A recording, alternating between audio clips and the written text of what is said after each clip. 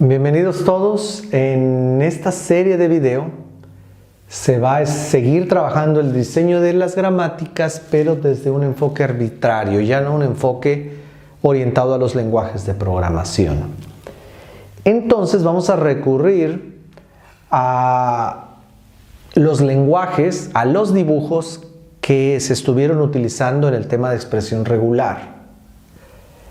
De alguna manera, en la jerarquía de Chomsky están los lenguajes regulares y posteriormente los lenguajes independientes del contexto. Las gramáticas que se han estado trabajando en el enfoque de lenguajes de programación son gramáticas independientes del contexto, que modelan lenguajes independientes del contexto, y los lenguajes independientes del contexto soportan a los lenguajes regulares o los integran. Entonces en la jerarquía de Chomsky están los lenguajes regulares y después vienen los independientes del contexto, luego los sensibles y luego los libres. Entonces, pues en realidad aquí lo que tenemos es un lenguaje regular. Y el lenguaje regular consiste en 4 operaciones: la unión, la concatenación y las cerraduras. Si en el lenguaje arbitrario, en el dibujito, pues aparece unión, entonces pues la gramática soporta la bifurcación, La concatenación, pues ahí no hay mayor problema, A seguido de B. En el caso de la cerradura estrella, significa una salida con vacío, o podemos generar la secuencia A y repetir. Entonces, por recursividad hay que llamar nuevamente a W. Entonces, esta construcción gramatical es equivalente a la cerradura estrella. ¿Y qué pasa con la cerradura positiva? Con la cerradura positiva, entonces, W, que es el símbolo que se establece para los no terminales, va a producir A, y A va a generar W1. ¿Por qué va a generar W1? Porque aquí hay que tomar 2 decisiones: o salir o reingresar. Entonces, cada que exista la toma de decisiones, hay que crear un símbolo no terminal. Entonces vamos a crear el no terminal W1, y W1 va a producir A, W1, que es decir, nuevamente AW1 o la salida. Pero al menos debe de existir una A. W1 entonces va a trabajar en este nivel, W1 va a trabajar en este nivel, y W1 va a tomar la decisión de salir con vacío o reingresar con una A, y bueno, las veces que la entrada lo requieran o que el usuario lo disponga. ¿Sale? Entonces aquí tenemos un primer ejemplo. Aquí tenemos un primer ejemplo de lo que es un lenguaje y vamos a modelarlo con una gramática. Entonces, ¿qué va a producir W? Bueno, pues W va a producir A, va a producir B, y después hay que tomar una decisión, esa decisión que la resuelva W1. Entonces, es boleto de W1 generar esta repetición.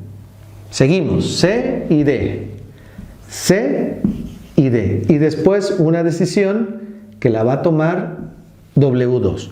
W2 va a decidir el reingreso a través de E o la salida.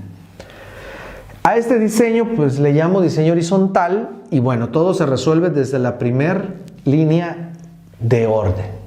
Y después los detalles. ¿Qué va a ser W1? Estos son lenguajes independientes del contexto, entonces eso significa que podemos construir W1 y podemos construir W2 de manera independiente.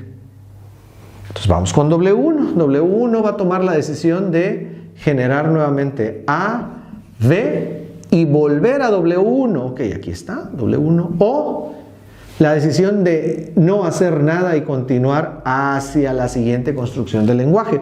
La siguiente construcción del lenguaje no le toca a W1. La chamba de W1 es muy específica, es realizar esta repetición. Si ya no existe A en la entrada, la única decisión que va a tomar W1 es salir, y quien va a tomar la decisión de lo que sigue, en este caso es W, se va a tomar la decisión de CD. Podríamos hacer un camino de derivación para probar nuestro resultado.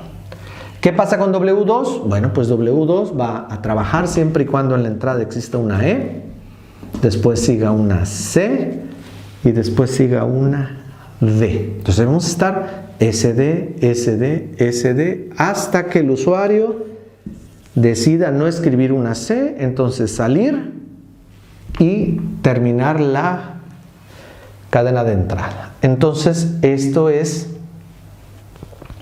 la respuesta trabajando en formato horizontal para esta gramática. Hay otro tipo de diseño, el diseño vertical. En el diseño vertical, bueno, empezamos con AB. Empezamos con AB.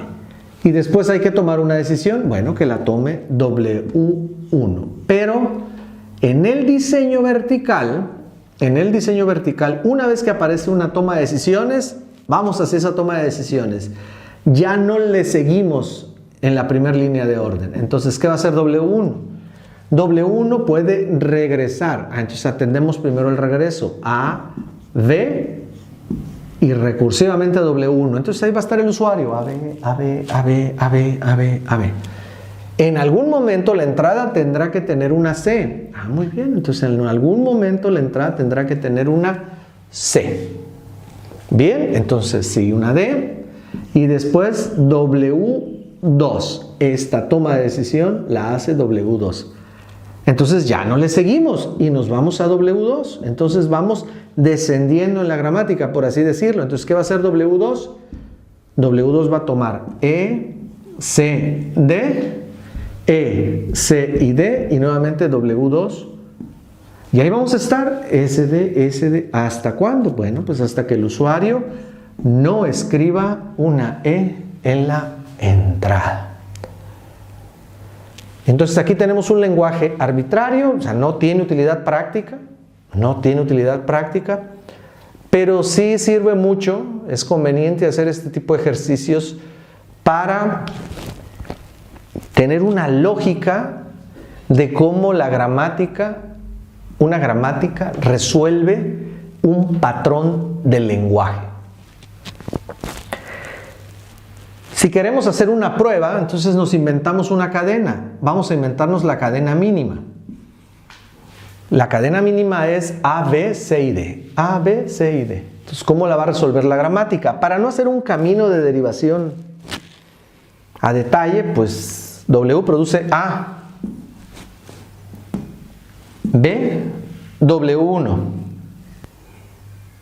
Vámonos a W1. W1 pregunta, ¿hay una A en la entrada? No. Lo que está en la entrada es una C. Entonces vacío y el control se regresa a W. C, D, W2. ¿Hay una E en la entrada? No, no hay una E en la entrada. Ya terminamos. Pues, ¿qué símbolo hay ahí?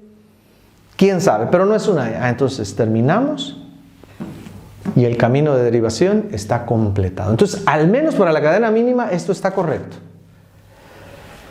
La otra gramática. W produce AB.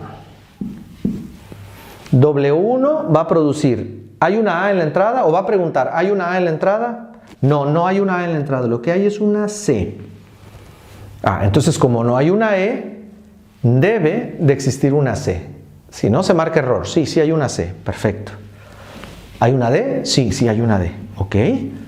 Vámonos a W2. ¿Hay una E en la entrada? No, no, no hay una E. Ya terminamos. Entonces, como no hay una E, pues vacío, vacío. Y esta cadena pues es válida para esta gramática y por supuesto para este dibujo. Entonces aquí tenemos la equivalencia. La equivalencia de la gramática con relación a un lenguaje arbitrario. Entonces, pues vamos a retomar, podríamos retomar todos los ejercicios que se hicieron de expresión regular y ahora completarlos con una gramática.